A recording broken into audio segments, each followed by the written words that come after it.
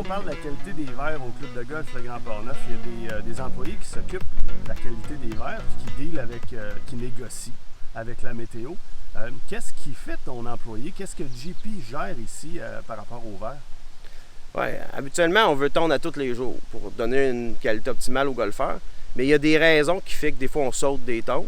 Et puis, les deux raisons principales, c'est si jamais la pluie a été trop abondante durant la nuit ou la journée précédente, et puis que la qualité, c'est dangereux pour la santé du gazon de le tondre, on va sauter une tonte. Et l'autre raison, c'est le lendemain d'un terrotage, ça veut dire qu'on est venu appliquer une couche de sable à la surface du verre. Et puis, la journée suivante, pour ne pas abîmer les unités de tonte, qui sont quand même assez fragiles au sable, et puis on laisse passer cette tonte-là aussi. Et la tonte du verre se fait de quelle façon? Est-ce que ça ressemble à ce qu'on fait à la maison avec une tondeuse? Si on a à peu près toujours le même trajet? Non, il y a 4 sens de tonte. Pleine face, oblique droite, oblique gauche et puis de travers, pour éviter de toujours tondre le gazon dans le même sens, puis qu'il y ait des problèmes qui se couchent, puis qu'on ait de la misère à faire une tonte de qualité. Et puis pour le contour, on tourne 2 jours d'un bord, 2 jours de l'autre pour éviter la même affaire, que le gazon se couche toujours du même bord.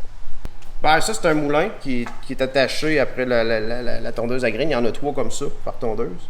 Okay. Et puis c'est un effet de ciseau.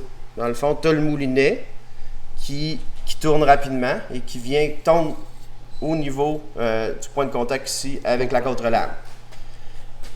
Ces moulins-là sont ajustés au millième de pouce, aux alentours d'un 1/8 de pouce durant l'été. Et puis 2 à 3 fois par semaine, ils sont vérifiés par les mécaniciens ici au Grand Port-Neuf pour être sûr que ça soit dans les specs qu'on veut et que la précision demeure. Vérifier de quelle manière? Parce qu'on parle d'une grande précision. Ben, il y a différentes manipulations qui peuvent être faites. Venir réaffiler le contre-lame, revenir donner du tranchant au moulinet. Vérifier aussi si la hauteur est encore égale, parce que ça peut bouger si jamais on cogne en se déplaçant. Oui, mais comment on vérifie la hauteur? Ben, c'est avec cet équipement-là. C'est un gauge à hauteur. Et puis, ça vient calculer la hauteur entre le point de contact ici et puis les 2 rouleaux. Merci, JP. Bienvenue.